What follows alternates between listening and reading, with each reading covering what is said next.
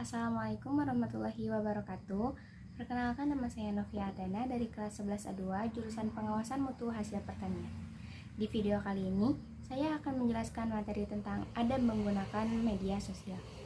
Sebelumnya, kalian tahu nggak sih apa itu adab menggunakan media sosial?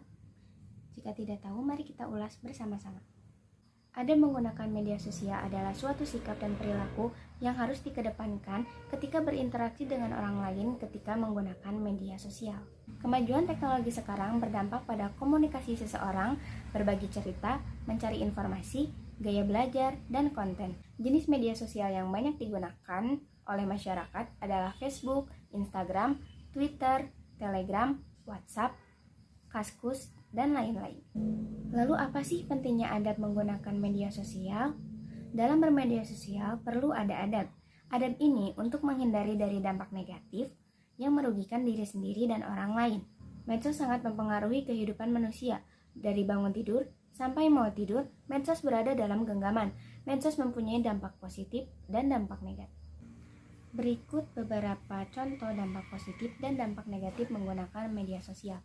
Yang pertama, dampak positifnya adalah memudahkan dalam berkomunikasi. Lalu yang kedua, mudah mendapatkan informasi. Dan yang ketiga, dapat bersilaturahmi dengan saudara yang jauh. Selain itu, medsos juga sering digunakan untuk media belajar dan juga bisnis. Adapun dampak negatif media sosial, yang pertama adalah hoax atau berita bohong. Yang kedua adalah ujaran kebencian. Lalu yang ketiga ada perkelahian.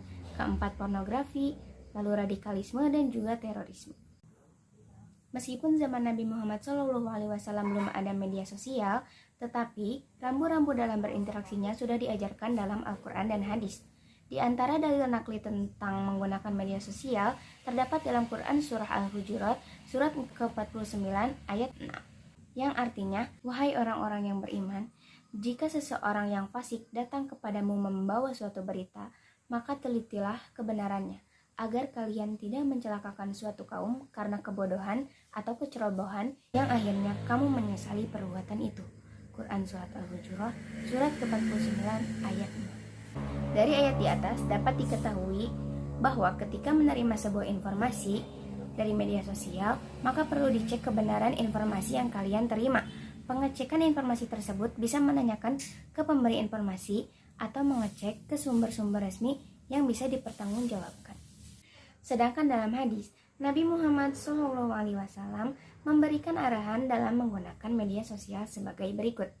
Dari Abu Al-Khair, dia mendengar Abdullah bin Amr bin Al-Ash keduanya berkata, "Sesungguhnya seorang laki-laki bertanya kepada Rasulullah SAW, 'Muslim yang bagaimana yang baik?' Beliau menjawab, 'Yaitu seorang muslim yang orang lain merasa aman dari gangguan lisan dan tangannya.'" Hadis riwayat Muslim. Dari ayat hadis di atas dikaitkan dengan adab dalam menggunakan media sosial agar seorang muslim dalam berinteraksi dengan orang lain merasakan aman dari gangguan dalam bentuk lisan maupun update status atau komentar dalam menggunakan media sosial. Dalam penggunaan media sosial perlu ada adab bagi penggunanya. Apa saja adabnya? Mari kita simak penjelasan berikut ini. Yang pertama adalah niat yang baik. Dalam menggunakan media sosial perlu diniati dengan baik agar mempunyai nilai ibadah dan mendatangkan manfaat bagi diri sendiri maupun orang lain. Lalu yang kedua adalah memilih teman yang baik.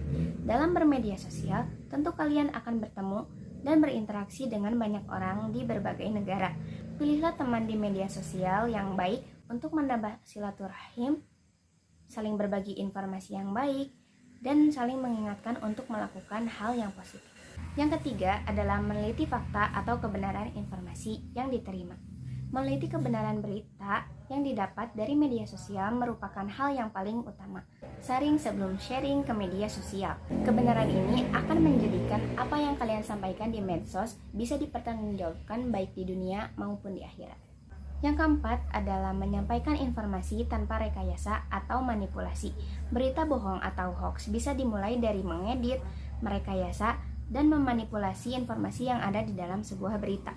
Padahal hal ini dilarang dalam Islam. Maka sebagai muslim yang baik, hendaknya kita tidak merekayasa dan memanipulasi informasi. Yang kelima adalah mengajak kepada kebaikan. Seorang muslim harus berperan aktif dalam mengajak kebaikan. Misalnya dengan memposting hal-hal yang positif, meluruskan informasi bohong atau hoax yang sudah menyebar, dan membuat konten yang positif. Lalu yang keenam adalah menyampaikan informasi atau memberikan komentar sebaiknya dengan cara yang baik. Dalam menggunakan media sosial, seringkali kalian menyampaikan informasi. Sampaikan informasi di media sosial dengan cara yang baik. Begitu juga saat memberikan komentar kepada teman kalian. Sampaikan dengan cara yang baik pula. Lalu yang ketujuh adalah dalam menggunakan media sosial, hindarilah bahasa yang menyinggung atau menyakiti atau menghina perasaan orang lain. Hal ini dapat menumbuhkan kebencian dan pertikaian dengan orang lain. Dengan kata lain, segala bentuk perbuatan buruk harus dihindari dalam berinteraksi, baik di dunia nyata ataupun di media sosial. Yang kedelapan adalah bersikap bijak. Muslim yang baik tentu mereka yang bijak dalam menggunakan media sosial. Caranya dengan mengedepankan logika dan perasaan ketika berbagi nasihat yang baik maupun status di media sosial. Lalu yang terakhir atau yang kesembilan adalah dapat mengambil hikmah ataupun kebaikan. Umat muslim itu harus mencari dan mengambil kebaikan dari segala sumber.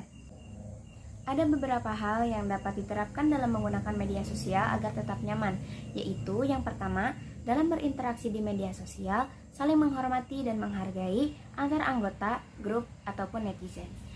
Yang kedua adalah menghindari update status atau mengupload berita berburuk sangka, suuzon, mencari-cari kesalahan orang lain, tajasus, dan mengunjung orang lain, gibah. Yang ketiga, gunakan media sosial yang sehat dengan mengupload status atau informasi di grup yang bermanfaat bagi anggota. Hindarkan isi status atau komentar yang menyinggung sara. Lalu yang keempat, apabila dalam interaksi di media sosial ada perbedaan pendapat, anggota grup harus saling menghormati. Utamakan persatuan, jangan sampai perbedaan pendapat di grup berdampak pada hubungan secara langsung maupun tidak langsung. Lalu yang terakhir atau yang kelima, tidak memproduksi dan menyebarkan berita bohong atau hoax dan ujaran kebencian di media sosial. Adapun hikmah yang kalian dapatkan apabila mematuhi adab dalam bermedia sosial, diantaranya adalah 1. Terhindar dari berita hoax. Yang kedua, mendapatkan kepercayaan dari orang lain. Yang ketiga, orang lain merasa nyaman ketika melakukan silaturahmi di media sosial.